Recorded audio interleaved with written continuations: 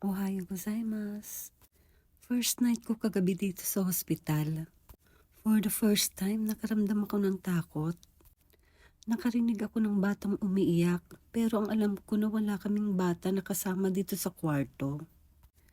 Dahil 3 lang kami na patient dito, pero wala kaming kasamang bata.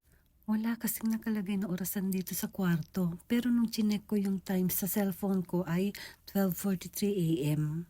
Nakaramdam talaga ako ng takot nung time na ito. Ayaw kong mag-CR pero nakakahiya naman kung dito pa ako sa kwarto magkalat. Kaya lakas loob na akong pumunta ng CR.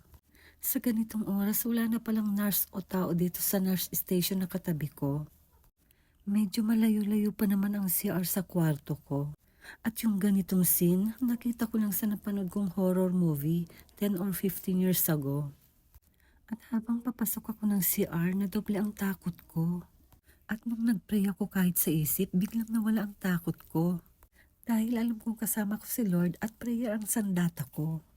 At palabas na nga ako ng CR at nawala na ang takot ko. Hindi kagaya kanina na parang ayaw ko nang lumabas sa futong or yung kumot nila dito sa Japan. Ganito pala ang hospital paghating gabi, wala kang makikita na tao na naglalakad. Kayo, may mga nakakatakot ba kayong experience dito sa Japan?